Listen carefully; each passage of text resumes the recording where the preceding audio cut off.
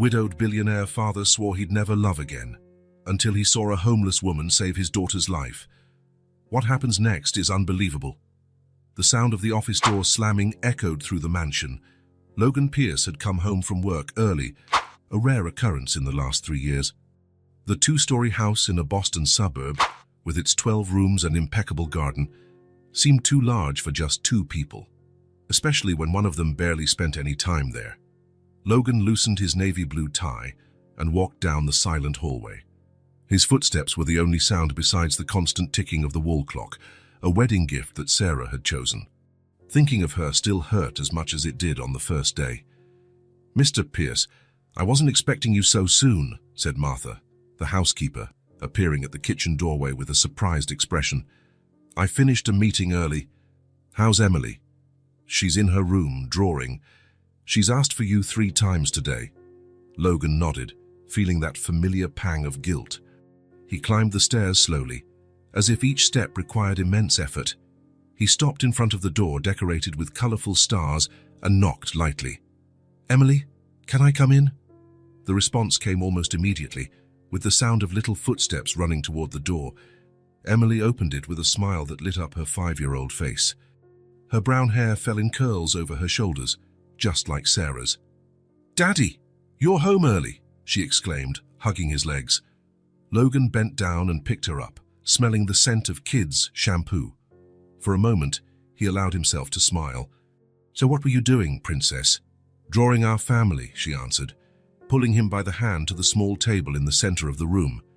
The drawing showed 3 stick figures, a large one with short hair, a small one in a pink dress, and a third figure with long hair and a big smile. Surrounded by clouds and sunbeams. "That's you, me, and Mommy in heaven," Emily explained matter-of-factly. "Martha said Mommy can see us from up there." Logan felt his throat tighten. He swallowed hard and forced a smile. "It's beautiful, Emily. Do you think she likes it?" "I'm sure she does." Emily went back to her drawing, and Logan sat on the edge of the bed, watching her. 3 years. 3 years since Sarah had gone out to buy milk on a rainy night and never came back. A drunk driver, a sharp curve, and everything was over. "Mr. Pierce, dinner will be served in 20 minutes, Martha announced from the doorway. "Thank you, Martha. We'll be down soon, Emily." The little girl nodded without taking her eyes off the drawing. Logan left the room and walked to the end of the hall, where the master bedroom was. It was still the room, never his room, as if he still expected Sarah to come back and occupy the other side of the king-size bed. He went into the walk-in closet and crouched in the farthest corner. He slid his hand under a pile of winter clothes and pulled out a dark wooden box. He sat on the floor and opened it carefully. Inside were photos of Sarah. Sarah at the beach, wearing the straw hat she loved so much. Sarah pregnant, with her hands on her belly. Sarah holding a newborn Emily. And in the center of the box, a white gold wedding band with 3 small diamonds. Logan picked up the ring between his fingers. On the day of the funeral, he had tried to throw the ring into the Charles River. He stood on the bridge for almost an hour, but he couldn't do it. Since then, he kept it in the box, along with the memories he didn't have the courage to face daily. His cell phone vibrated in his pocket. It was Thomas Bennett, his partner at Pierce Investments. "So Logan, the Japanese accepted the offer. We need to finalize the terms today." "I can't come back now, Thomas. I promised to have dinner with Emily." There was a pause on the other end of the line. "Logan, there are $50 million at stake. Send the documents by email. I'll look at them after she's asleep." Thomas sighed. "All right." "Toe and Rebecca called twice today. Said you haven't returned her messages." Logan closed his eyes. Rebecca was the company's CFO, beautiful and intelligent. They had gone out to dinner 3 times, always under the pretext of discussing business. "Tell her I'm busy with family." "Logan, it's been 3 years. Sarah would have wanted you to move on. Don't mention her name." Logan cut in more sharply than he intended. "I'll look at the documents later." He hung up the phone and put the box back in its place.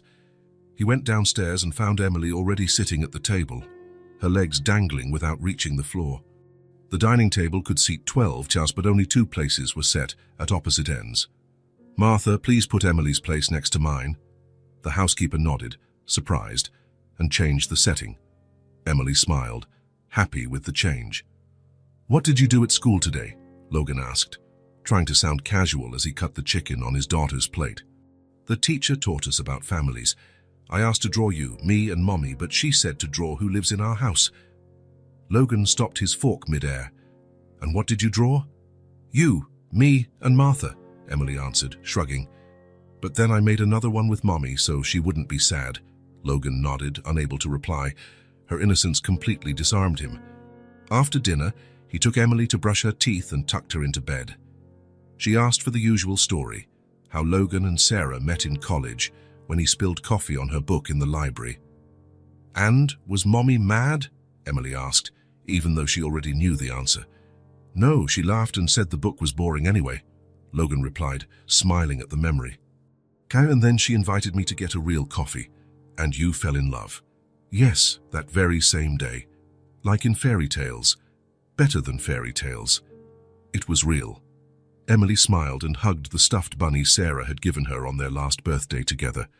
"Good night, Daddy." "Good night, Princess." Logan turned off the light, leaving only the star-shaped nightlight on. He closed the door carefully and walked to his office. The laptop was waiting, along with a half-empty bottle of whiskey. He poured himself a drink and opened his email. The documents for the Japanese deal were there, waiting for his review. Work was easier. At work, he didn't have to feel, didn't have to remember. As he read the terms of the contract, his cell phone vibrated again. It was a text from Rebecca. "I miss you. Can we see each other tomorrow?" Logan glanced at the photo in the frame next to his computer. Sarah was smiling with baby Emily in her arms. "I'm busy. Maybe next week," he replied, knowing he would say the same thing the following week. Logan Pierce, the billionaire everyone envied, the man who turned failing companies into empires, couldn't fix the one thing that truly mattered, his broken heart. To the world, he was a success. To himself, he was just the man who had locked his heart and thrown away the key. The Saturday sun lit up Boston with a golden late afternoon light. Logan adjusted his sunglasses as he drove his black Audi down the main avenue. In the back seat, Emily bounced with excitement, clutching her stuffed bunny to her chest. "Are you sure you want to go to the park?" Logan asked, looking in the rearview mirror.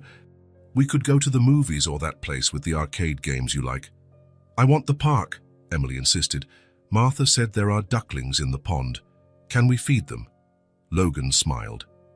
He had promised his daughter a full day together, no work, no phone calls. A promise he rarely managed to keep. "Of course, we can. We'll buy some bread on the way."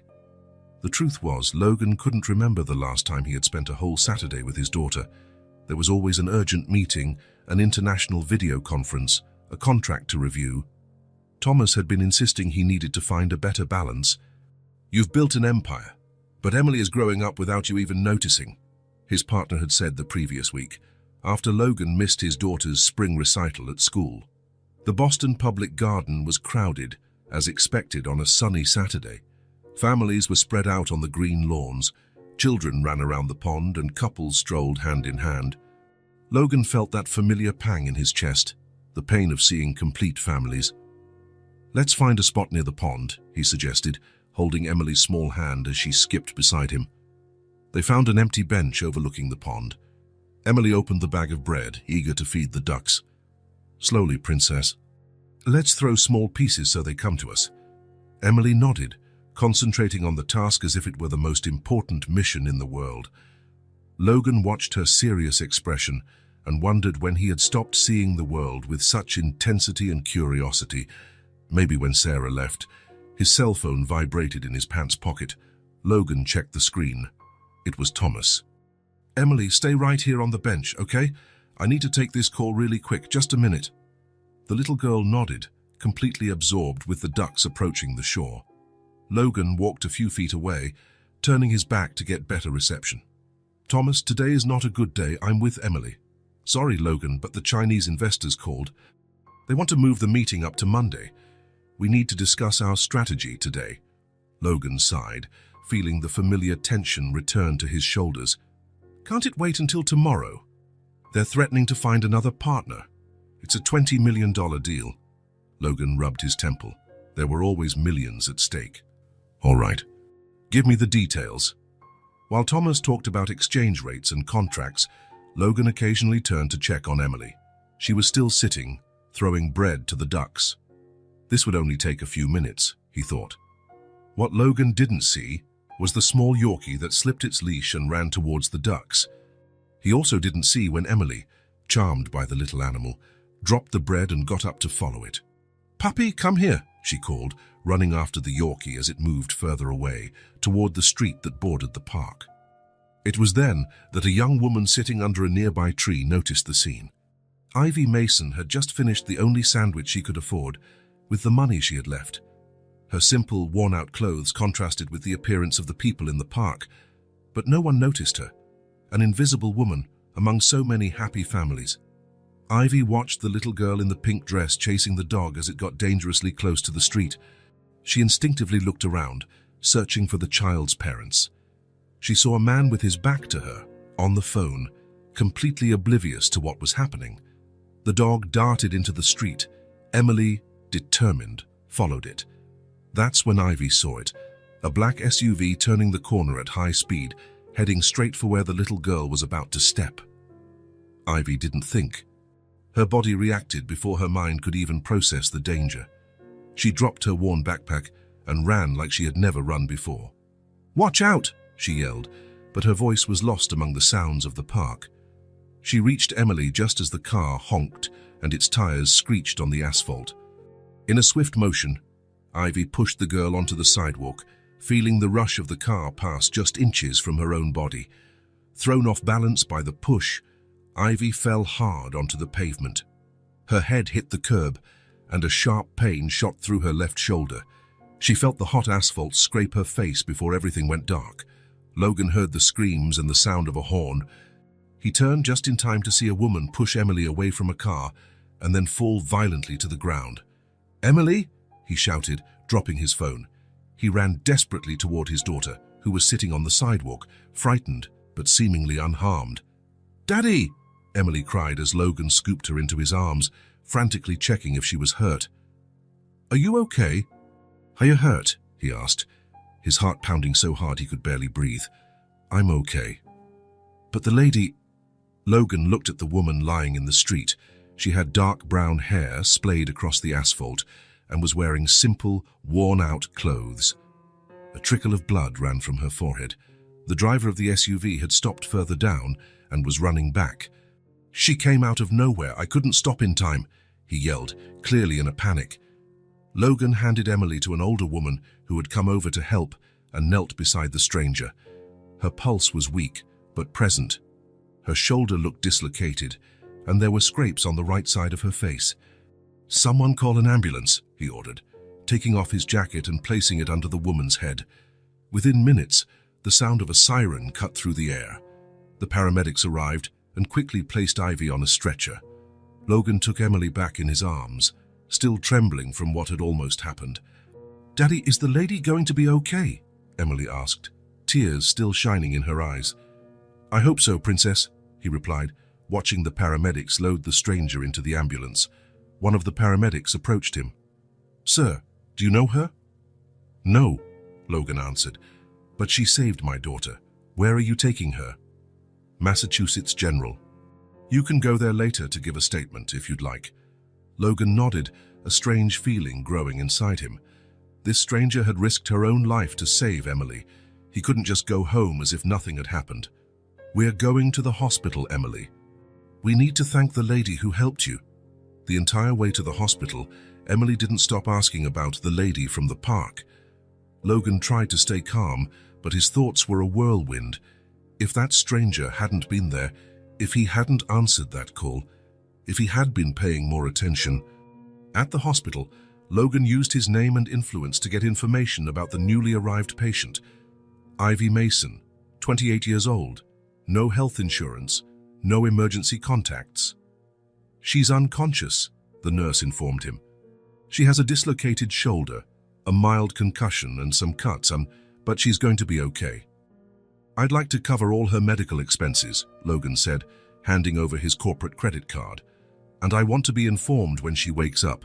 The nurse nodded, surprised, but didn't ask any questions. Emily insisted on staying. They sat in the waiting room, the little girl drawing with crayons and paper a kind nurse had brought for her.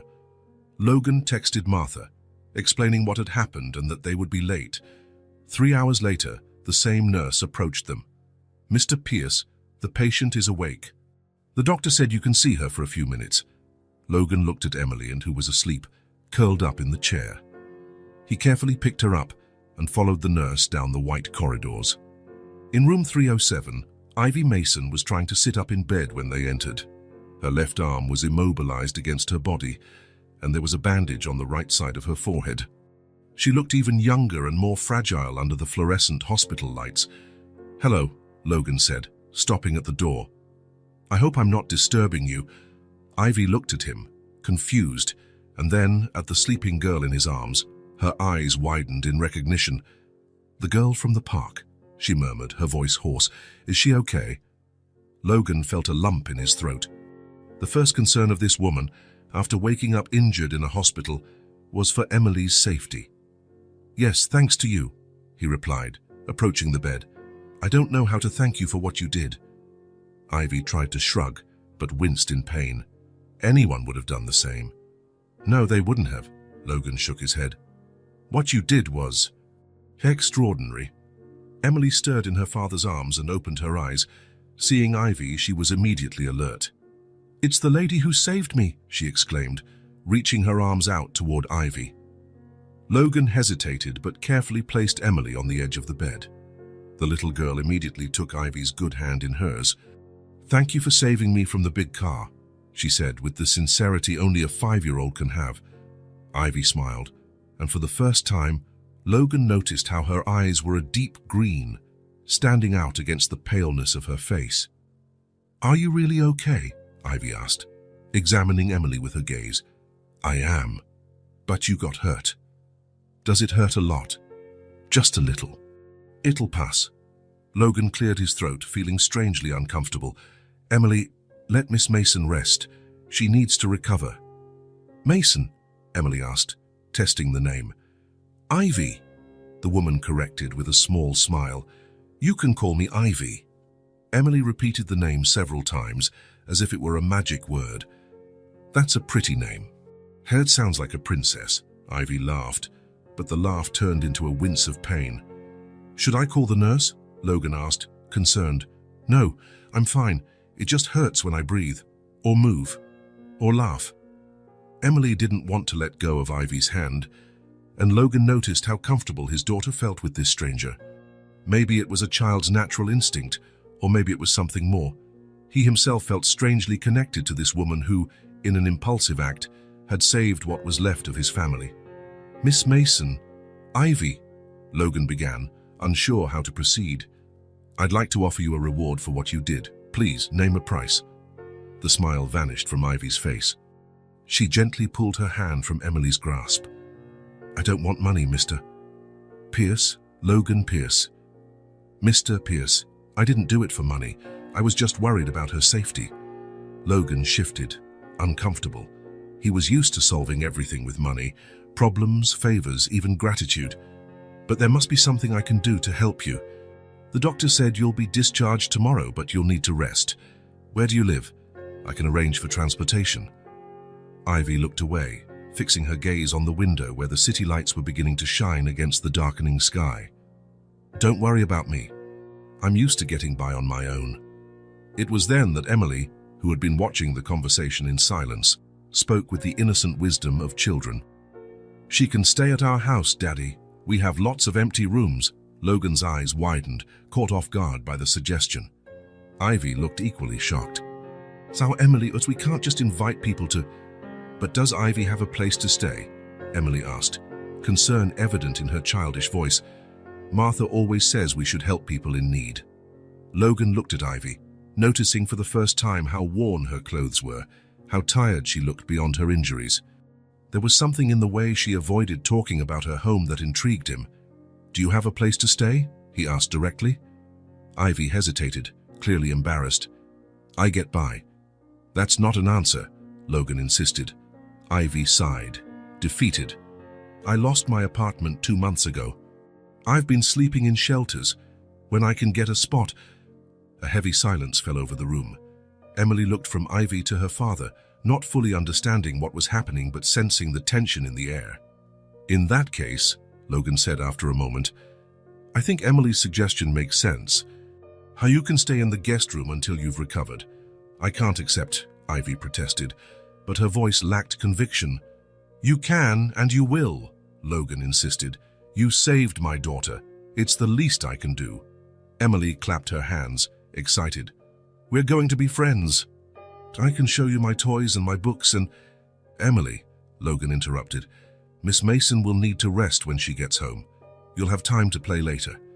Ivy looked at the father and daughter, a mix of emotions crossing her face, gratitude, relief, but also apprehension. It's just until I get better, she finally agreed. As soon as I can use my arm again, I'll find another place. Deal, Logan said, extending his hand to seal the agreement. Ivy shook it briefly, her touch surprisingly firm despite her apparent fragility. None of the three could have imagined, in that moment, how that handshake would change their lives forever. How a simple gesture of gratitude would turn into something much deeper. How fate, through an accident, was bringing three lonely hearts together in ways none of them could have predicted. The morning light filtered through the light curtains as Ivy opened her eyes. For a moment, she was confused by the high ceiling and the soft bed beneath her. She wasn't used to such comfort. The guest room in the Pierce mansion was larger than any apartment she had ever lived in. She tried to sit up, but a sharp pain in her shoulder reminded her why she was there. She took a deep breath and used her good arm to push herself up. The doctor had said it would take a few weeks to fully recover. A soft knock on the door interrupted her thoughts. Miss Mason, it was Martha, the housekeeper. May I come in? Of course, Ivy replied, adjusting herself against the pillows. Martha entered carrying a tray with breakfast and a set of folded clothes. Mr. Pierce asked me to bring you some clothes. They belong to the late Mrs. Pierce, I hope you don't mind. Ivy looked at the clothes, a well-made cotton shirt and pants set, a far cry from her own worn garments. You didn't have to bother. My clothes are being washed, Martha completed, placing the tray on the nightstand. They were they needed a good cleaning. Ivy felt her face burn with shame. It had been weeks since she had washed her few clothes in public restrooms, letting them dry overnight in shelters. Thank you, she murmured, touching the soft fabric of the blouse. Little Emily has already asked 3 times if you were awake, Martha commented with a small smile. I haven't seen her this excited since... Well, in a long time, Ivy nodded, unsure what to say. The girl's enthusiasm made her nervous. She wasn't used to being important to anyone. Do you need help getting dressed? Martha offered. No, I can manage. The housekeeper nodded and walked to the door. Mr. Pierce left for the office but asked me to let you know he'll be back for lunch. Something about wanting to check on how you're settling in. As soon as Martha left, Ivy looked around the spacious room, feeling small and out of place. The pastel-colored walls, the dark wood furniture, the discreet paintings, everything screamed wealth and class, things that had never been part of her life. With some effort, she managed to get dressed. Sarah Pierce's clothes fit almost perfectly, which made her feel even stranger. She was wearing a dead woman's clothes, sleeping in a house where she didn't belong. When she finally left the room, she heard Emily's laughter coming from downstairs. She followed the sound to the living room, where the girl was playing with a set of colorful blocks. Ivy, Emily exclaimed upon seeing her running in her direction. She stopped a few feet away, remembering the injured arm. Does your arm still hurt? Just a little, Ivy replied, forcing a smile. Come see what I'm building. It's a castle for the princesses. Ivy let herself be led to the rug, where Emily had assembled an impressive structure for a 5-year-old. It's beautiful, she praised sincerely. Did you build it all by yourself? Yes, Daddy never has time to play with me. There was a note of sadness in the child's voice that broke Ivy's heart. But now I have you. The innocent declaration made Ivy freeze. This was dangerous. Emily was getting attached, and she was starting to feel something for the girl too. But it was temporary. Soon her shoulder would heal, and she would have to go back to the streets, to the crowded shelters, to uncertainty. Just for a little while, she reminded, more to herself than to Emily. Until my arm gets better. Emily ignored the comment, already focused on showing her doll collection. This is Ellie, this is Sophia, and this... She paused, holding a dark-haired doll with special care. This was Mommy's favorite. Her name is Rose. Ivy took the doll carefully, noticing the signs of wear. This doll clearly had a history. Did your mum like to play with you? She would tell stories to me and the dolls every night, Emily answered, her voice soft. Daddy tries, but he always looks sad when he talks about Mommy. The rest of the morning passed quickly. Emily showed her every corner of the house a 5-year-old considered important, her room full of toys, the garden with a swing set, the kitchen where Martha baked cookies on weekends. Ivy observed it all with a mix of fascination and discomfort. It was a glimpse into a life she'd never had and never would. A home, a family, security. Do you have kids? Emily asked suddenly, as they looked through the family photo album. No, Ivy replied, feeling a pang in her chest. Why not? The innocent question demanded a simple answer, but the truth was too complex for a child. I haven't found the right person yet, she replied, opting for the simplified version. Emily seemed satisfied with the answer and continued flipping through the album, pointing out people and telling fragmented stories, the way only children can. Around noon, they heard the sound of the front door opening. Emily jumped up. It's Daddy. He's back! Logan Pierce entered the living room, still wearing his impeccable suit, looking slightly uncomfortable to find Ivy sitting on the floor with his daughter. I see you two are getting to know each other, he commented as Emily ran to hug him. I showed Ivy everything, the girl exclaimed. My toys, my dolls, the garden. I hope she let you get some rest, Logan said, looking at Ivy. She was a great tour guide, Ivy replied, trying to stand up without using her injured arm. Logan moved closer to help her, carefully taking her good arm. The touch, however brief, made Ivy instinctively pull away. Sorry, he murmured, noticing her reaction. I was just trying to help. I've got it, Ivy insisted, finally on her feet. Thank you. An awkward silence fell between them, broken only by Emily, who continued to chatter about everything they had done that morning. Martha said lunch will be ready in 15 minutes, Logan informed them. I thought we could eat in the garden since it's a nice day. If you're feeling up to it, of course. Yes, I am, thank you. Logan watched Ivy with curiosity. There was something about her that intrigued him, a quiet strength, despite her apparent fragility. He noticed how Sarah's clothes fit her well, and it stirred a strange feeling in his chest. Not discomfort, as he had expected, but something different he couldn't name. In the garden, sitting at a table under a pergola covered in vines, Logan noticed something he hadn't seen in years. Emily was genuinely happy. She laughed, gestured, told stories, things she rarely did in his presence.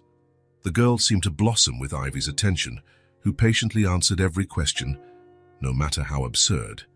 And have you ever seen a real unicorn? Emily asked between bites. Unfortunately, no, Ivy answered, smiling. But I have seen horses, which are almost as magical. Can Daddy buy us a horse? Logan choked on his water. Emily, we can't have a horse in the garden. Why not? It's big enough, Ivy laughed, and Logan realized it was the first time he had heard her truly laugh. The sound was light, musical, and it made something stir inside him. After lunch, Emily asked to show off her little plants in the garden bed. Logan stayed behind, watching from a distance, as his daughter excitedly explained each seedling she had planted with Martha's help. He noticed how Ivy knelt carefully, ignoring the pain in her shoulder to give the girl her full attention, how she smiled genuinely at every childish discovery, how her green eyes seemed more alive outdoors. And then he realized something that startled him. He was noticing too many details about a stranger. He was watching her in a way he hadn't watched anyone in a long time. From the kitchen window, Martha also watched the scene, a small smile on her lips. The girl seems like a different person, she commented, when Logan came in for more water. Yes, he agreed, surprised by the change. I haven't seen her this lively since Since Mrs. Pierce was alive, Martha completed, children need that feminine energy, Mr. Pierce. Someone who truly listens to them. Logan felt the weight of guilt. He knew he wasn't being the father Emily deserved. Back in the garden, he found Ivy sitting alone on the bench. Emily had run inside with Martha to wash her dirt-stained hands. "She's a wonderful child," Ivy commented as Logan approached. "She is. I hope she's not tiring you out." "Not at all." "In fact," Ivy hesitated, looking at the garden flowers. "It's been good for me, too. It's been a long time since anyone needed me for anything." The vulnerability in that confession caught Logan by surprise. Behind the strong woman who had saved his daughter was someone who also needed saving. "Well, you're welcome to stay as long as you need," he said, surprised by his own sincerity. "Emily clearly adores you." Ivy smiled, but there was a shadow of sadness in her eyes. "She shouldn't. I'll be gone soon, and she'll be disappointed." "Why the rush?" The question escaped before he could stop it. Ivy shrugged, wincing at the pain in her shoulder. "Because that's how things work. Nothing lasts forever, especially the good things." Logan wanted to ask more, to understand what lay behind that pessimism, but Emily came running back, asking to show him her coloring books. Watching the two of them head back into the house, Logan felt something he hadn't experienced in years. Hope. As if a ray of sunlight had finally found a crack in the dark clouds that had hung over his life since Sarah's death, and that scared him deeply. The living room clock showed 2 in the morning when Ivy gave up on trying to sleep. Her shoulder throbbed, despite the painkillers, and her mind wouldn't stop racing. 3 days at the Pierce mansion, and she already felt like she was getting too involved. Emily followed her everywhere like a little shadow, and even Martha seemed to have accepted her presence. She got up carefully, adjusting the borrowed nightgown, another item from Sarah Pierce's wardrobe. She felt like an imposter, wearing the clothes of a woman she'd never met, sleeping in her house, living with her family. She opened the bedroom door and walked down the silent hallway. The house was different at night, emptier, lonelier. It reminded her that behind the wealth and comfort, there was pain, an incomplete family. She went down the stairs carefully, trying not to make a sound. The kitchen was at the end of the hall, and a faint light was coming from it. Someone was awake. She hesitated, thinking of going back to her room, but the pain in her shoulder pushed her forward. She needed some tea, something warm to relax her tense muscles. To her surprise, she found Logan sitting at the kitchen island, a mug between his hands, his gaze lost in thought. He was wearing only pajama pants and a white t-shirt, a far cry from the always impeccable businessman she saw during the day. "Sorry," Ivy murmured, stopping at the door. "I didn't mean to intrude." Logan looked up, equally surprised. "You're not intruding. Come in." Ivy approached hesitantly. "I just came to get some tea. My shoulder is hurting a little." "I just made some," he replied, pointing to the still steaming kettle. "Help yourself." She took a mug from the cabinet and poured herself some chamomile tea. The soft aroma filled the air between them. "Can't sleep?" Logan asked after a moment of silence. "No." "You?" "Never," he answered with a half smile. "Sleep and I haven't been good friends since Sarah passed." Ivy nodded in understanding. She knew all too well the insomnia of those who carry loss. "Emily looks like her," she commented, blowing on her hot tea. "She has the same curls, and the same smile," Logan added, "and the same stubbornness." A comfortable silence fell over them. The kitchen, lit only by a soft light above the stove, felt like a world apart, a safe space in the middle of the night. "Are you settling in okay?" Logan finally asked. "Martha said you insisted on helping with the dinner dishes, even with your injured arm." Ivy shrugged, wincing slightly at the pain. "I don't like to sit still, or be a burden. Saving my daughter more than makes up for any supposed burden you might be." She lowered her gaze to her mug, uncomfortable with his gratitude. "Like I said before, anyone would have done the same." "No, they wouldn't have," Logan insisted, his tone serious. "Most people would have hesitated, thought twice." "So you didn't hesitate." "Maybe I just don't have much to lose," she replied, the words slipping out before she could stop them. Logan watched her for a long moment, as if truly seeing her for the first time, not the woman who saved his daughter, but the person behind that act. "What happened to you, Ivy?" he asked softly. "Thursa, how does someone so young end up with nothing to lose?" The question hung in the air between them. Ivy contemplated making up a story, something vague and impersonal. But there was something about that moment, in the quiet of the kitchen, in the vulnerability that sleeplessness brought, that made her want to be honest. "I was married," she began, her voice low. "Out for almost 4 years. David was charming, fun, always full of big plans." She paused, taking a sip of tea. Logan waited, not pressing. "I believed in every dream he sold me. We mortgaged the house I inherited from my parents to open a restaurant. I co-signed on loans. I left my job at the public library to work with him." Ivy took a deep breath, reliving those moments. "One day, I came home from the grocery store and found the house empty. He had taken everything of value, emptied our bank accounts. He just left a note saying the marriage had been a mistake, that he needed freedom." "My God," Logan murmured, shocked. "The worst came later. I found out he had forged my signature on several loans. The creditors started showing up, demanding payments I couldn't make. Within 6 months, I lost the house, the car, everything. You didn't go to the police, family." Ivy smiled without humor. "Of course I did. The police said it was a civil matter, not criminal. And family, well, I don't have any. My parents died in an accident when I was 20. I was an only child." Logan felt the weight of that loneliness. At least he had Emily. "I tried to start over," Ivy continued. "I got a job at a diner, rented a tiny room, but my credit was ruined. The debts kept piling up, and my salary barely covered the rent. Then I got sick. Sick. Pneumonia. I was out of work for 2 weeks. When I came back, my position had already been filled. Without a job, I couldn't pay the rent. Without references, I couldn't find another place. And so," she made a vague gesture with her hand, "the streets were the only option left." She looked down, unable to face Logan. The shame of her situation weighed more heavily than any physical pain.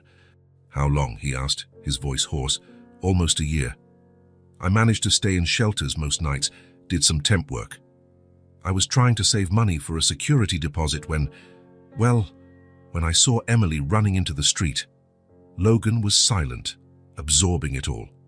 The woman before him, who had risked her own life to save his daughter, had lost everything, not by choice, not by mistake, but by trusting someone who didn't deserve it. "And even then," he finally said, his voice thick with emotion, "even with nothing, you didn't hesitate to risk the little you had to save a child you didn't even know." Ivy finally looked up, surprised by the emotion in his voice. "It wasn't a conscious choice. I saw the danger and I reacted. That's what makes the act even more extraordinary," Logan replied. "It reveals who you really are." She looked away, uncomfortable with the praise. "I'm no one special, just someone who's had a lot of bad luck." Logan shook his head in disagreement. "A person's character isn't defined by luck, good or bad.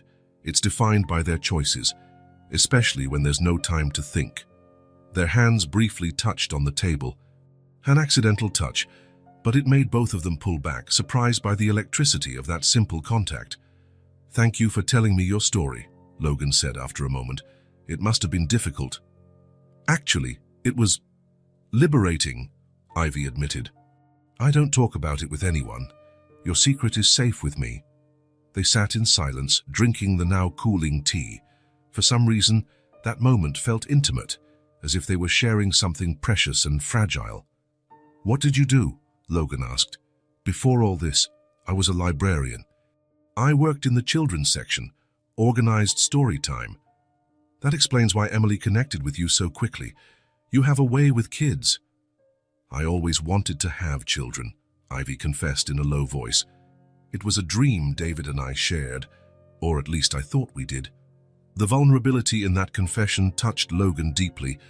For the first time in years, he felt the urge to reach out and comfort someone, to offer more than just money or practical solutions. "You're still young," he said softly. "There's time to start over, to make that dream come true." Ivy gave a sad smile. Maybe. But first I need to find a roof over my head, a job, sort out my debts. It feels like an impossible mountain to climb. No mountain is impossible with the right help. She looked up, surprised by the implied offer. I don't want your charity, Mr. Pierce. Logan, he corrected. And it's not charity. It's gratitude. You saved the most precious thing in my world. Ivy nodded, not arguing. The exhaustion was beginning to weigh on her. I think I'll try to get some sleep now, she said, standing up. Thanks for the tea and for the conversation. It was my pleasure, Logan replied, watching her walk to the door. Ivy? She stopped, turning around. Yes? I'm glad you crossed our path. Emily is too. A genuine smile lit up her face for the first time. Me too. As she walked back to her room, Ivy felt a strange sensation in her chest, a nearly forgotten feeling of hope. Maybe, just maybe, the winds in her life were finally changing direction. Logan remained in the kitchen for a long time after she left, contemplating the empty mug and the night's revelations. Something had shifted inside him. A door he thought was permanently closed seemed to have opened, if only a crack, and that both scared and excited him in equal measure. 2 weeks had passed since Ivy had arrived at the Pierce mansion. The doctor had removed her sling, though he recommended she continue with light exercises to fully regain her shoulders' mobility. The scratches on her face had healed, leaving only a faint mark near her right temple. Saturday morning dawned sunny, with that soft spring warmth that invited you outdoors. Martha had gone to visit her sister, and Logan had to go to the office for an emergency video conference with investors from Asia. Just you two today, he had said at the breakfast table, sounding genuinely disappointed to be working on a Saturday. I promise I won't be long. Now, Ivy and Emily were in the backyard, kneeling on an old towel spread on the grass. Emily wore a straw hat that was too big for her head and kept falling over her eyes, making her laugh. Ivy was in jeans and a loose t-shirt, her hair pulled back in a casual ponytail. First, we have to prepare the soil, Ivy explained, loosening the dirt with a small trowel. Flowers are like people. They need a comfortable home to grow strong. Emily mimicked her with her toy trowel, her tongue stuck between her teeth in absolute concentration. What do you mean, like people? The girl asked, curious. Well, they need food, which is the compost, Ivy explained, mixing the dark compost into the soil. They need water, just like we need to drink, and they need sunlight to grow healthy. And do they have families? Ivy smiled at the unexpected question. In a way, yes. Some flowers grow better when they're near others. We call it companion planting. Emily nodded, processing the information seriously. Like you, me, and Daddy? The question caught Ivy by surprise. She felt her heart clench, unsure how to answer. Yes, something like that, she finally replied, focusing on digging small holes for the petunia seedlings. They worked side by side in silence for a few minutes. Emily seemed lost in thought, which was unusual for such a talkative child. Ivy, she finally called out, her voice small and hesitant. Yes, sweetie. Did you know your mommy? Ivy stopped what she was doing, feeling the weight of the seemingly simple question. Yes, I did. She passed away when I was 20. Do you miss her? Every day, Ivy answered honestly. But over time, I learned to keep the good memories in my heart.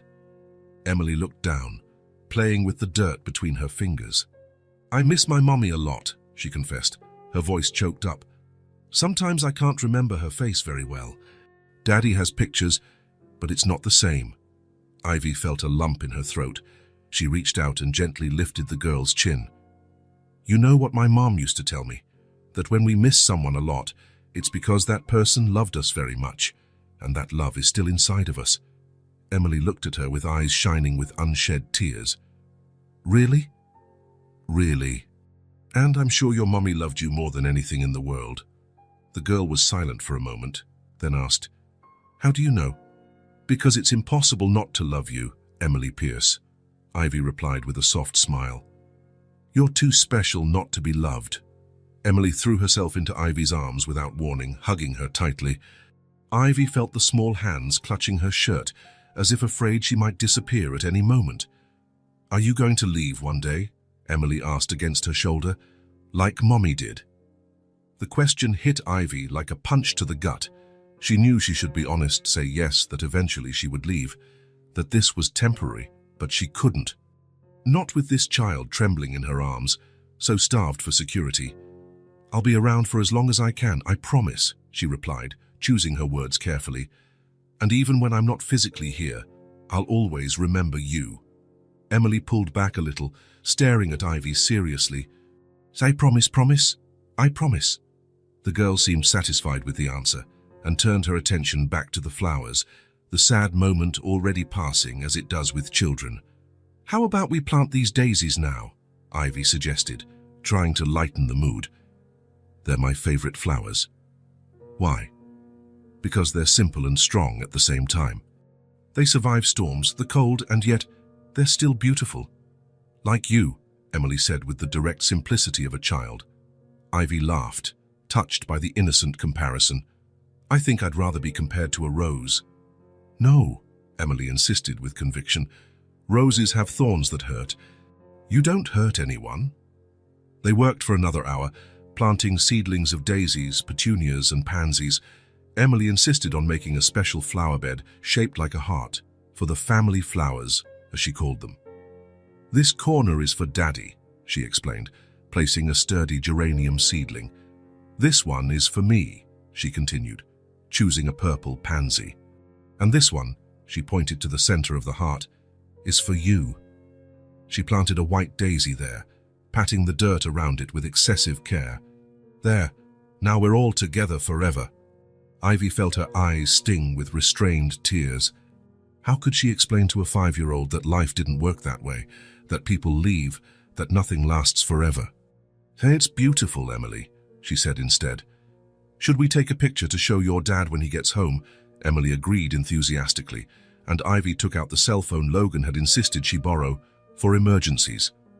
They took several pictures of the heart-shaped flower bed, of Emily smiling with her crooked hat, of the two of them together with dirt-smudged faces.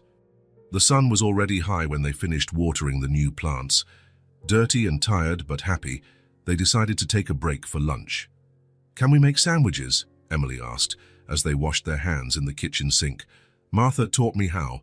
Of course, show me what you've learned. Together they made turkey and cheese sandwiches with lettuce and tomato. Emily insisted on cutting hers into star shapes using a cookie cutter. Daddy always says food is food, no matter the shape, the girl commented as they ate on the garden bench, admiring their work. But I think pretty food tastes better. I agree with you, Ivy replied. We eat with our eyes first. What does that mean? It means that when something looks beautiful and appetizing, we start enjoying it even before we taste it. Emily thought for a moment, then smiled. Like when I first saw you in the hospital. I thought you would be my friend just by looking at you.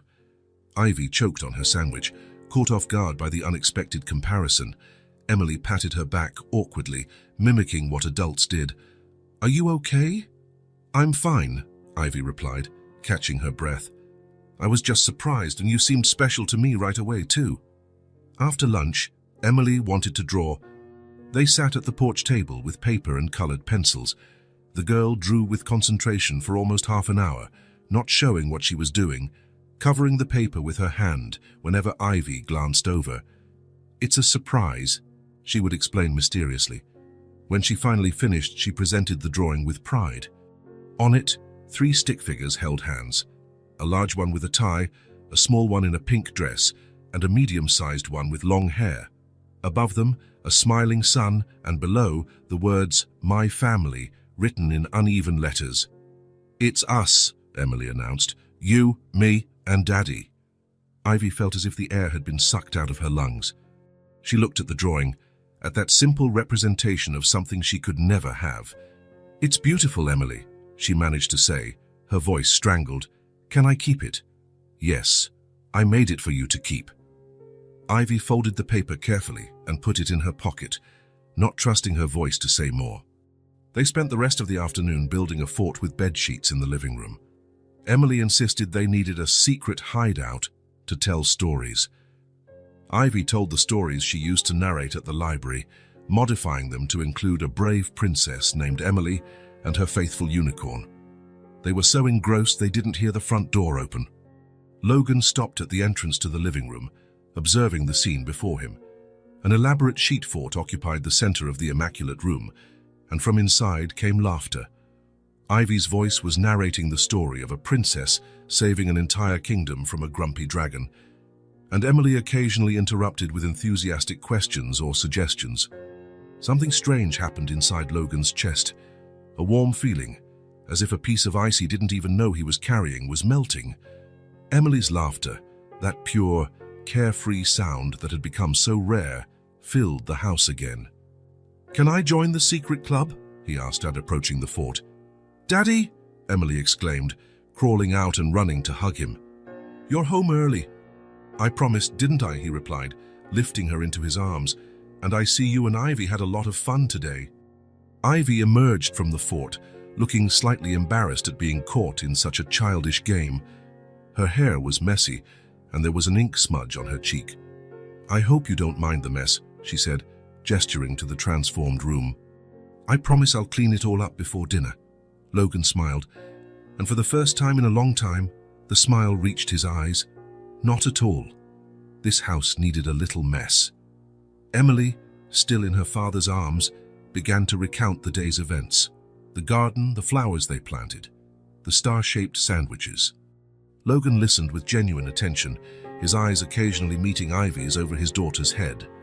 "Sounds like you two had a productive day," he commented, putting Emily down. "Ivy said flowers are like people, they need family to grow better." Logan raised an eyebrow, amused.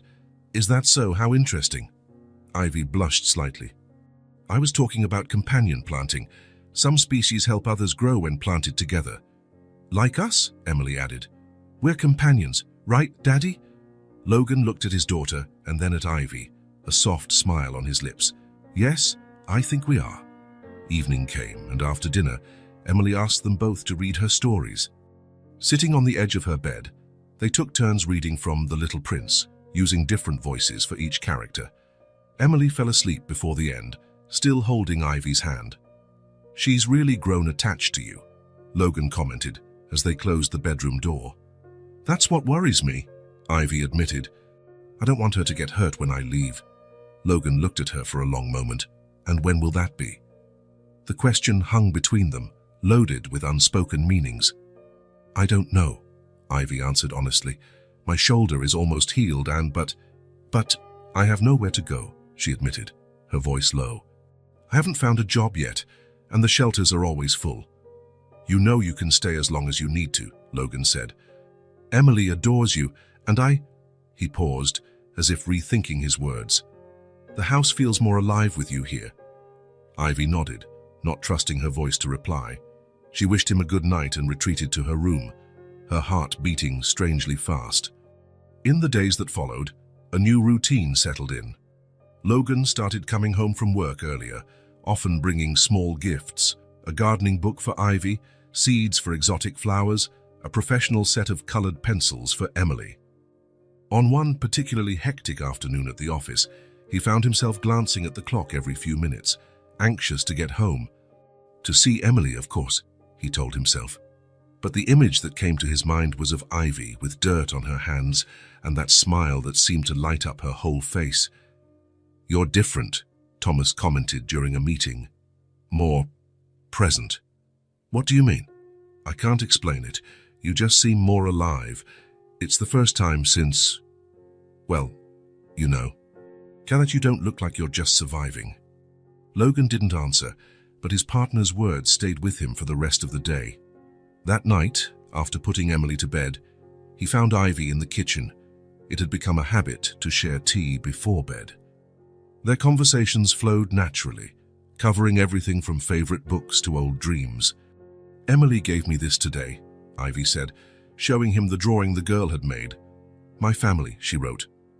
Logan looked at the simple drawing, him, Emily, and Ivy, holding hands under a smiling sun. He felt something tighten in his chest. "She's happy," he commented. "I haven't seen her like this in a long time."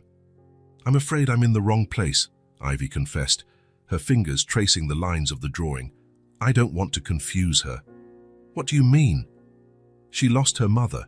She's craving that female figure. And then I show up and she... Ivy took a deep breath. I'm filling a space that doesn't belong to me. Logan covered her hand with his, the touch surprising them both. You're not filling anyone's place. You're creating your own space in our lives. Ivy felt tears welling up and gently pulled her hand away. That's what scares me. I'm getting attached to this, to you both. She looked up, vulnerable and honest. I'm afraid to believe it can last. Logan wanted to say it would last, that she could stay forever, that Emily needed her, that maybe he needed her too. But the words got stuck in his throat. There was still an invisible barrier, a silent loyalty to Sarah, a fear of moving on. Good night, Logan, Ivy said softly, getting up from the table. Good night, Ivy. She went up the stairs with a heavy heart. Emily's drawing still in her hands. A family. Something she had always dreamed of. Something that now seemed so close and yet so unattainable. The next day, she woke up determined to look for a job. She couldn't keep living in this borrowed dream. She needed to build her own life, no matter how hard it was to leave that house, to leave Emily, to leave Logan. But for now, just for now, she allowed herself to believe that this could be real, that maybe, just maybe, she had finally found her place in the world. 3:15 in the morning. Ivy watched the red numbers on the digital clock as panic grew in her chest like a wave. It had been a perfect day. Family dinner, board games with Emily, a quiet conversation with Logan on the porch after the girl went to bed. Too perfect.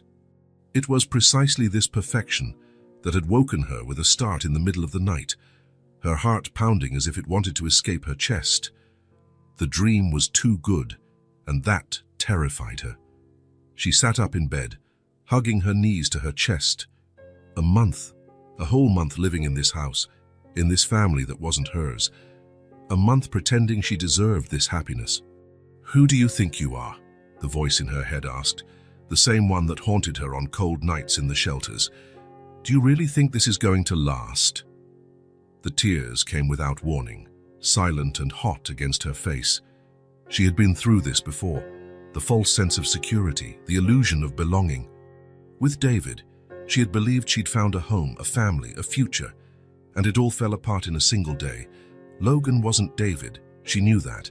He was a good, honest man, still grieving for his wife, and Emily, sweet Emily, who called her Ivy Flower, and held her hand as if it were the most precious thing in the world.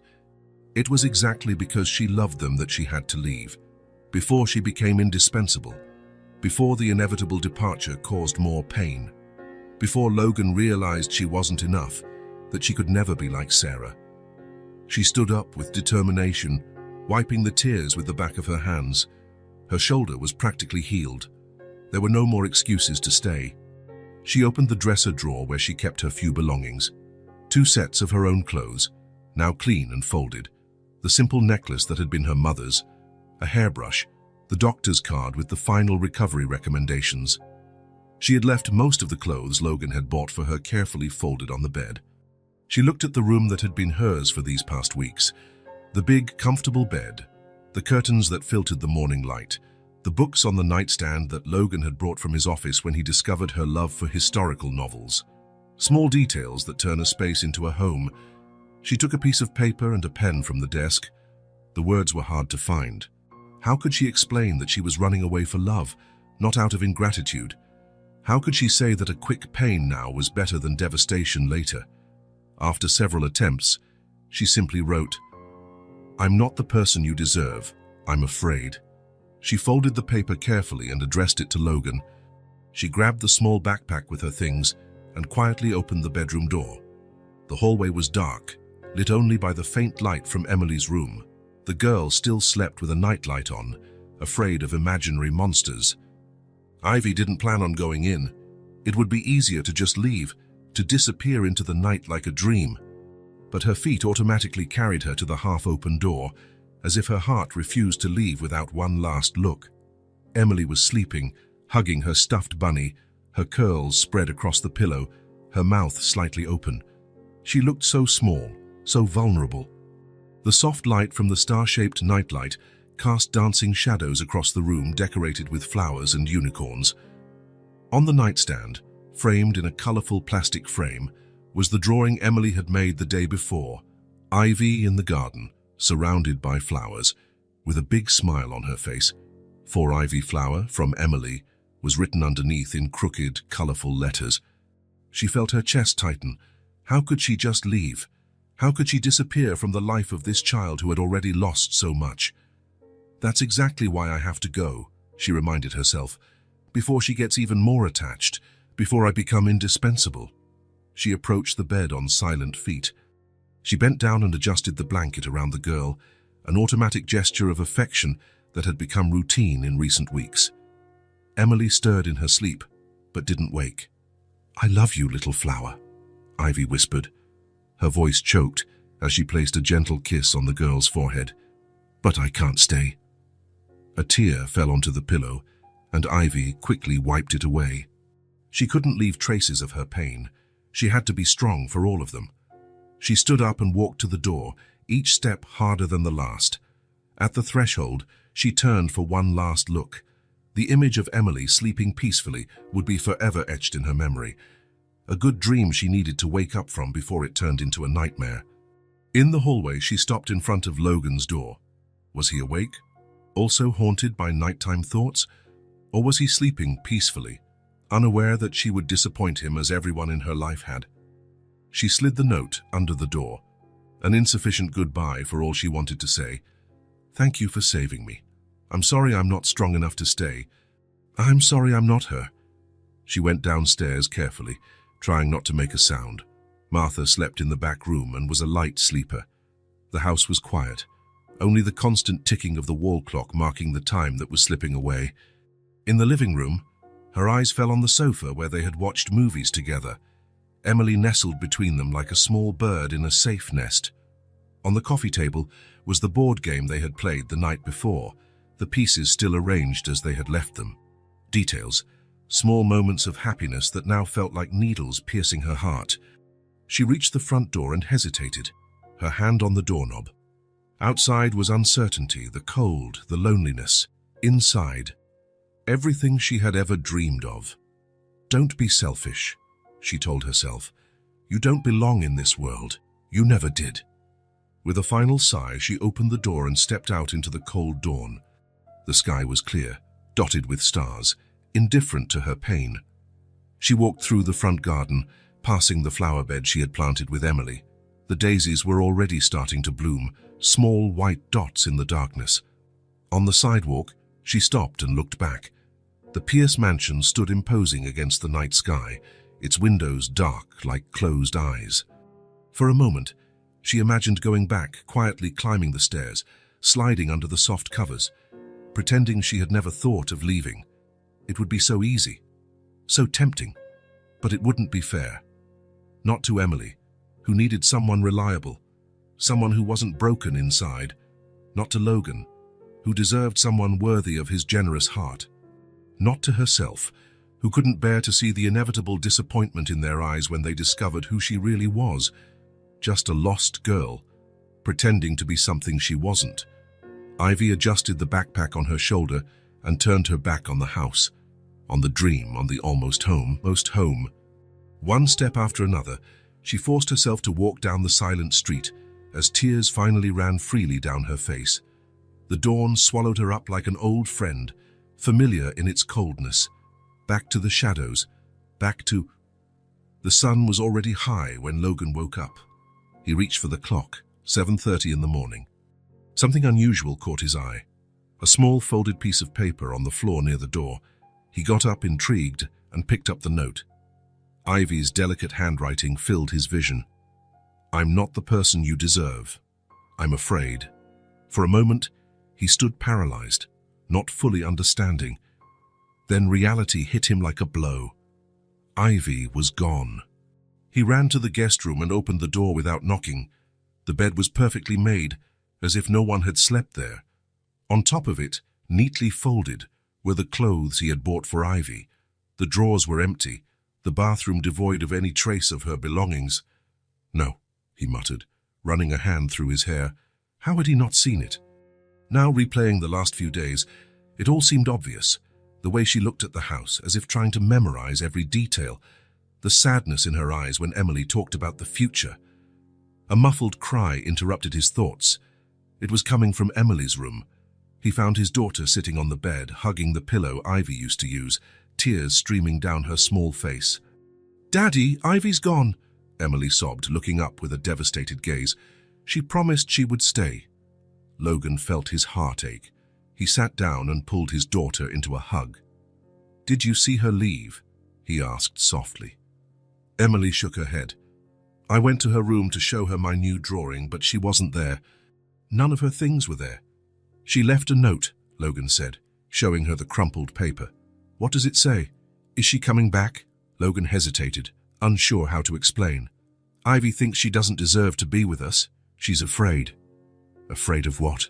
Emily asked, confused through her tears. "Sometimes, when people have been hurt a lot, they get scared of being happy. They're afraid the happiness will end again." Emily fell silent, processing her father's words. "Like you, Daddy?" she finally asked. "Are you also afraid of being happy since Mommy went away?" The innocent question struck Logan like lightning. That was exactly what he had been doing since Sarah's death, protecting himself, afraid to open his heart again. "Yes, sweetie," he admitted, his voice choked with emotion. "Like me." Emily hugged her father tightly. "But you're still here." Ivy left. Those simple words awakened something in Logan. It was true, he had stayed, even while afraid. He had faced each day for Emily, but Ivy was all alone with her fears. "I'm going to find her," he decided, standing up. "I'm going to bring Ivy back." Emily's face lit up with hope. "Really?" "I'm going to try. I can't promise she'll come back, but I promise I'll do everything I can." As he dressed hurriedly, Logan tried to think where Ivy might have gone. She had no family, no friends that he knew of. She had probably gone back to the shelters where she used to stay. Martha, the housekeeper, confirmed his suspicions. "I found the front door unlocked very early this morning. She must have left during the night." "I have to find her. Can you stay with Emily?" "Of course." "Once, when I was washing her clothes, I found a card in her pocket. It was for the St. Clara shelter downtown. Maybe that's a start." Logan thanked her and grabbed his car keys. Before leaving, he stopped by Emily's room. "I'm going to find Ivy. Tell her she doesn't have to be afraid," Emily requested seriously. "Tell her we can be brave together." In the car, Logan tried to organize his thoughts. Why did Ivy's departure affect him so much? She was just a stranger who had saved his daughter, someone he had offered shelter to out of gratitude. But he knew he was lying to himself. Ivy had brought life back to his home, to his daughter, to himself. With her quiet presence and silent strength, she had become essential without him even realizing it. The St. Clara shelter was an old, well-maintained building with a small garden at the entrance. Logan went inside and approached the reception desk, where a middle-aged woman greeted him. "I'm looking for Ivy Mason. She used to stay here." The woman eyed him suspiciously. "And you are Logan Pierce? I'm a friend of hers." "I'm sorry. I can't provide information about our residents." Logan took a deep breath, trying to remain calm. "Please, it's important. She was living at my house, recovering from an accident. She left early this morning, leaving only a note. My 5-year-old daughter is devastated." The woman's expression softened. "Ivy isn't here," she said after a moment's hesitation. "She came by very early, picked up a few things, but didn't ask for a bed." "Do you have any idea where she might have gone?" "She used to spend a lot of time at Riverside Park. There's a bench near the pond where she liked to read." "Thank you," Logan said, already turning to leave. Riverside Park was 10 minutes away. It was a quiet place with a small pond in the center. Logan walked along the stone paths, his eyes scanning every bench, and then he saw her. Sitting by the edge of the pond, her small backpack beside her, her gaze lost on the water. She was wearing the simple clothes she had arrived in, her hair pulled back in a messy ponytail. Even from a distance, he could tell she had been crying. For a moment, he just watched her. There was a fragility in her posture that contrasted with the strength she had shown when saving Emily. "Ivy." She looked up, startled. Surprise quickly gave way to embarrassment. "Logan, how did you find me?" "It wasn't hard. You don't have many places to go." Ivy looked down, ashamed by the truth in his words. "I'm sorry for leaving like that. I thought it would be easier." "Easier for whom?" Emily woke up crying, hugging your pillow. Ivy flinched as if she had been struck. "That just proves I did the right thing. She's already too attached. The longer I stayed, the worse it would be when I left." "And who said you had to leave?" She looked up, surprised. "Logan, we both know that wasn't real. I don't belong in that world." "Why not? What makes you less deserving of happiness?" Ivy let out a bitter laugh. "Look at me. I have nothing. I'm a disaster. You're a billionaire with a perfect life. What could I possibly offer?" Logan took a deep breath, searching for the right words. "Do you know what I was before you showed up? An empty man living on autopilot. An absent father. Someone who had given up on feeling." He took her hands in his. "I've been hurt a lot in my life.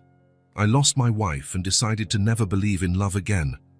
I thought it would be safer that way, you know, to close off my heart, focus only on work and responsibilities." Ivy watched him in silence, her eyes shining with unshed tears. "But having you around made me change my mind," he continued, his voice thick with emotion.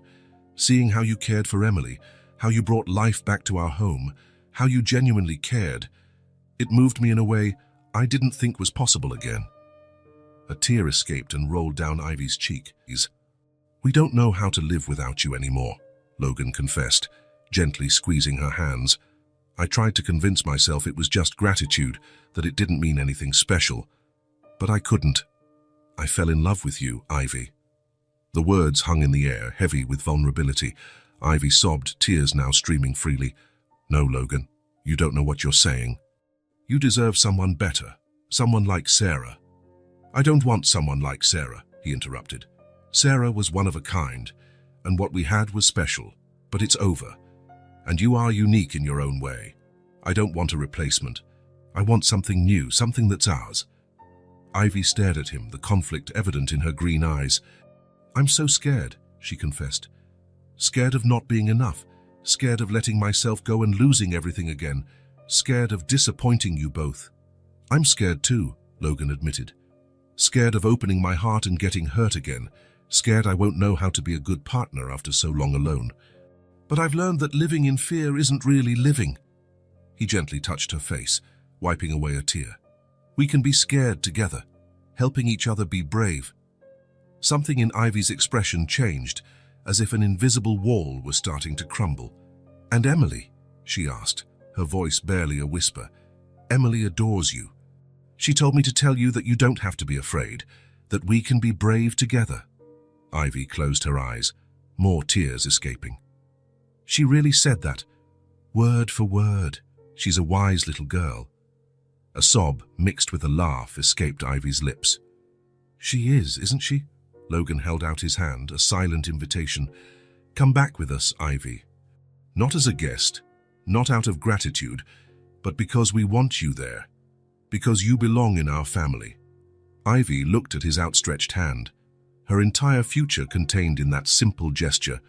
Part of her still wanted to run, to protect herself, but another part, perhaps the bravest part, longed for that chance. "I miss you guys," she finally admitted. "Even though I've only been gone a few hours, it already feels like I've lost a part of myself." Slowly, she placed her hand in his. "I'm so afraid of messing everything up." "Me too, but I think it's worth a try." The ride back was silent, but not uncomfortable. It was the silence of two people absorbing a major change, contemplating possibilities that were once impossible. When they arrived, they barely had time to get out of the car. The front door flew open, and Emily ran across the lawn, still in her pajamas, her face lit up with a smile that seemed to hold all the joy in the world. "Ivy, you're back," she yelled, throwing herself into her arms with such force it nearly knocked her over. Ivy knelt, hugging the girl with intensity, fresh tears in her eyes. Emily held her face between her small hands. "You don't have to be afraid. I get scared sometimes too, but it's better when we're together. Ivy laughed through her tears, touched by the innocent wisdom. You're right, little flower. It's better when we're together. She looked up at Logan, who was watching them with a soft smile. There was still so much to sort out, so many uncertainties, but for the first time, Ivy wasn't running. She wasn't being carried along by circumstances. She was choosing to stay, choosing to believe she deserved this chance, choosing a family. And in that moment, in Emily's arms and under Logan's gaze, the fear that had always accompanied her seemed smaller, more distant. It hadn't disappeared. Maybe it never would, but now there was something stronger to counterbalance it. Hope. 2 months had passed since Ivy decided to stay. Spring was breathing its last, giving way to the approaching summer heat. The Pierce mansion was no longer the same. There were brighter colors in the curtains, books scattered on the coffee tables, toys that were no longer put away with military precision. Martha, the housekeeper, no longer complained about these small changes, recognizing them as signs of life returning to those cold walls. On that Saturday morning, the kitchen had become the center of attention. Ivy had promised Emily they would make cookies and cake together, a whole day dedicated to home baking. Logan had left early to handle some pending matters at the office, promising to be back for lunch. First, we need to separate all the ingredients, Ivy explained, as Emily watched attentively, a pink apron tied twice around her small waist.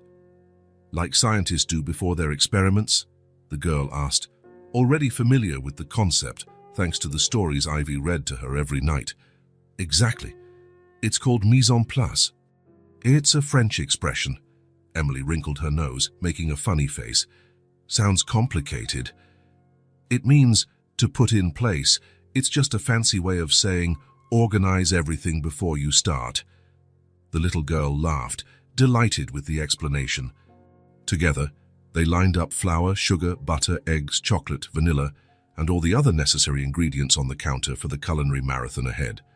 Now comes the fun part, Ivy said, handing Emily a measuring cup. Do you want to be my assistant chef? Yes, the girl exclaimed, bouncing with excitement. The first attempt to mix the dry ingredients resulted in a small cloud of flour that covered Emily's face, making her look like a little ghost. Instead of scolding her, Ivy burst out laughing. You look like a cookie before it's baked.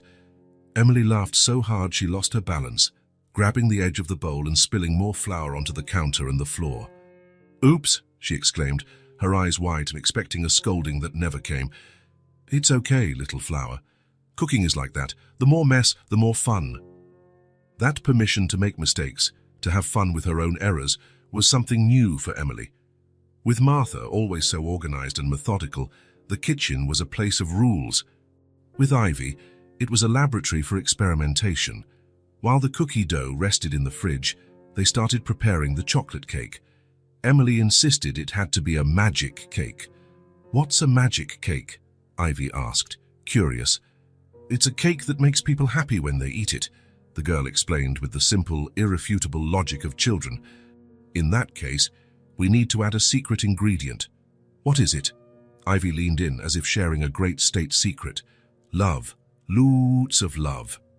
Emily giggled, finding the idea both silly and wonderful. She hugged Ivy around the waist, leaving flowery handprints on her shirt. Then it's going to be super magical, because I have lots of love.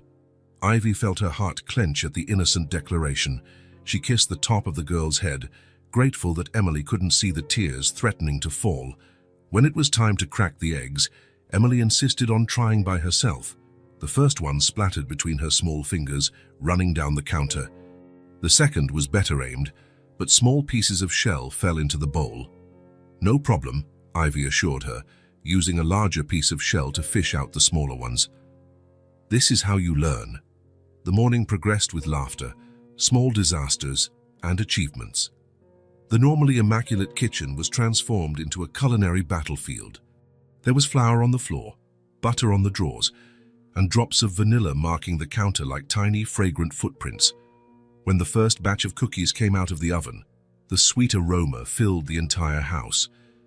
Emily clapped her hands at the sight of the golden cookies with melted chocolate chips.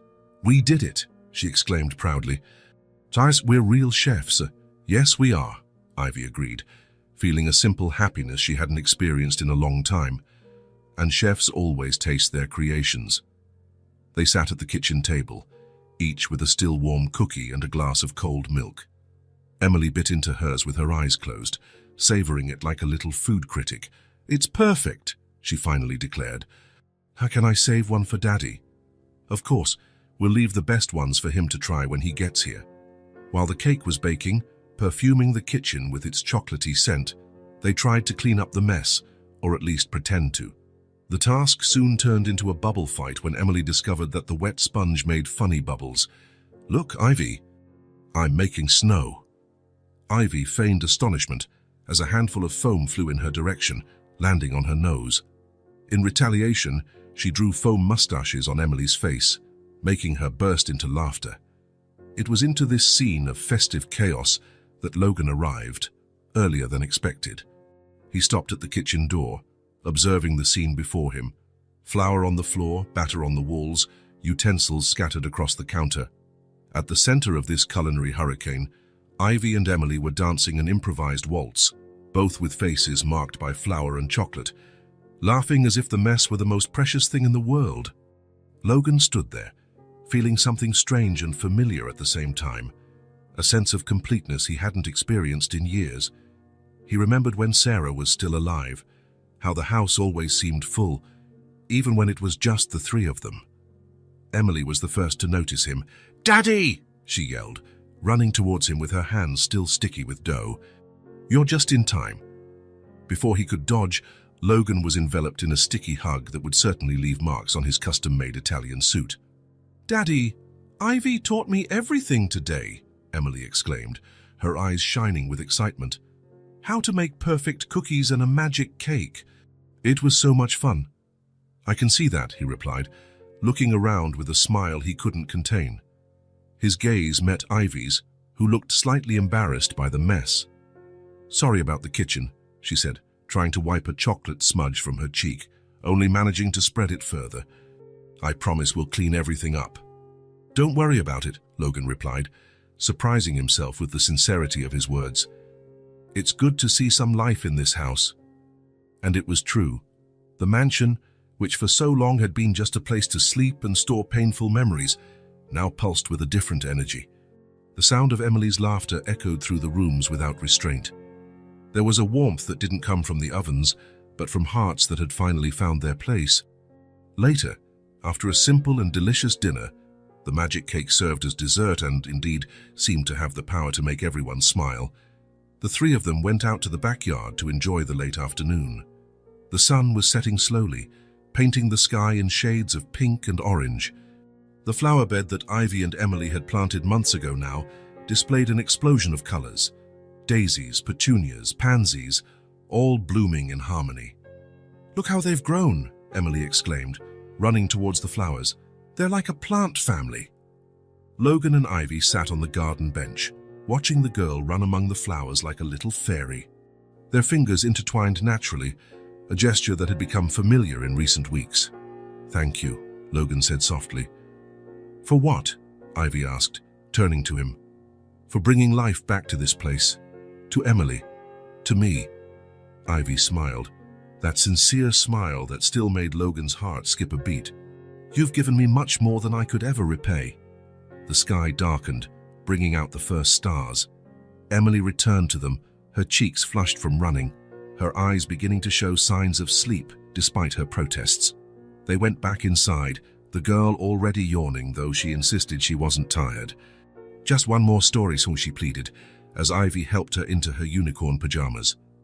"Just one, then," Ivy agreed, sitting on the edge of the bed.